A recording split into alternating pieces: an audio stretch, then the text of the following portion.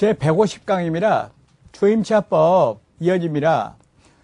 우선 변제권 말씀드렸죠. 이제 최우선 변제권 말씀드리겠습니다. 이 최우선 변제권은 담보물권 그리고 국세 가산금보다 우선 변제가 이루어진다라는 얘기입니다. 그러면 주택에 예를 들어서 저당권이 설정됐었습니다. 그 뒤에라도 임차권이 들어가는데 이게 최우선 변제라면, 다시 말하면 소액 보증금이라면 그중에서 일정액은 앞에 있는 저당 채권보다 먼저 돈 받는다 그 말입니다. 아주 센 거지. 그러니까 아주 세기 때문에 금액을 너무 많이 하면 안 되는 거지. 이 저당권이 그래서 저당 잡을 때 은행에서 주택을 저당 잡을 때는 간평할 때 이 소액 보증금이 몇 개나 들어가겠는가 그거를 감하고 빌려줍니다.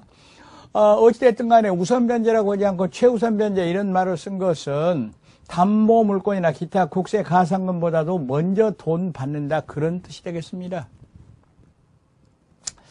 그런데요, 그 요건을 봤더니 먼저 소액 임차인이어야 된다. 그런데 소액 임차인 보증금 전부 다 우선 변제 받는 건 아니고 그중에서 일정액만 우선 변제 받는다. 여러분 지금 보았듯이 엄청 강력한 겁니다. 선순위 담보물권이나 국세 가산금의 우선이기 때문에 이 액수를 많이 잡아버리면 실질적으로 집주인이 담보가치 이용을 못하게 되는 거예요. 그래서 범위를 정해가지고 소액보증금으로 한정을 했고 그 우선변제 범위로 일정액으로 한정을 했던 겁니다. 그런데 이거를 4단계로 이렇게 나누었어요. 금액이 각각 다릅니다. 서울이 제일 많습니다. 그리고 4단계라는 것 알아두시고요. 그리고 서울을 기준으로 얘기할 때 9,500만 원 이하여야 됩니다. 그러니까 1억 원짜리 보증금, 전세 보증금 여기에 대해서는 우선 변제 말고 최우선 변제는 인정될 수가 없습니다. 그리고 아무리 많아 봐야 3,200만 원까지만 우선 변제가 된다라는 거 유념하시기 바라겠습니다. 그러니까 서울 있고 인구 과밀 인구 억제 권역이 있는데 금액이 좀 줄어들었습니다. 그리고 광역시가 있는데요. 인천하고 거기에 관련된 군지역은 빼는 겁니다. 그리고 안산, 용인, 김포 이런 데는 광역시는 아니지만 금액이 꽤 많습니다. 그리고 기타 지역 이렇게 되어 있는 겁니다. 여기서 주의할 것은 이거 개정 규정이 있는데요. 이거는 이영 시행 당시 존속 중인 임대차 계약에 대해서도 적용한다. 이 말이 무슨 말이냐면 옛날에는 예를 들어서 8천만 원이었는데 이제 9,500으로 이렇게 올라갔을 때는 처음에 시작할 때는 이 조건에 안 맞았더라도 금액을 여기서 상향 조정하니까 해당됐다 하더라도 최우선 변제권을 인정하겠다. 이런 취지가 되겠습니다. 두 번째, 대항 요건을 구비하고 또 그것이 유지돼야 됩니다.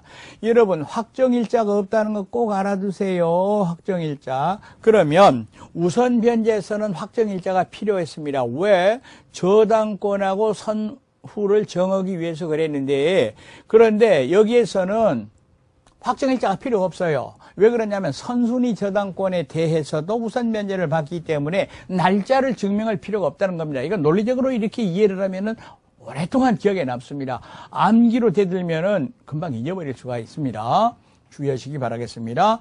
이와 같은 대항 요건이 경매 신청 전이면 됩니다. 확정일자는 필요 없다는 얘기죠. 그리고 또 하나 요건. 반드시 이와 같은 최우선 변제를 받기 위해서는 경매 법원에다가 배당 요구를 해야 됩니다. 그리고 이 배당 요구는 임대차 기간이 아직 남아있더라도 임대차 종료 전이더라도 배당 요구하고 끝내버릴 수가 있습니다. 그리고 더 나아가서 여기서 배당 요구 또는 우선 변제 신고를 반드시 법원에 해야 됩니다. 여러분 경매가 시행됐을 때는요. 경매 법원에 신고 않더라도 제외되지 않는 채권이 있습니다. 예를 들어서 저당 채권 같은 경우는 제외되지 않습니다. 신고 안 했더라도. 그런데 이거는 신고 안 하면은 제외돼 버립니다. 그럼 어떻게 될까요?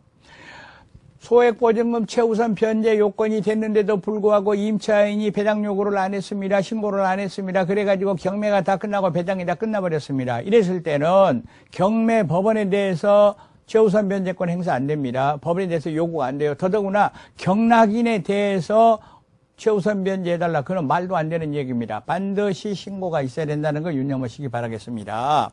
그런데 실제로 서민들은 미등기 건물에도 이와 같은 소액 또는 임대차가 많이 이루어집니다. 이랬을 때 앞에서 보았듯이 건물은 물론 대지 가격에 대해서도 우선 변제를 받는다 했는데, 여기에 대해서 미등기 건물은 건물값은 물론이고 대지에 대해서 우선 변제를 받을 수 있는가, 또 최우선 변제를 받을 수 있는가, 판례는 두 개가 다 가능하다고 보는 겁니다.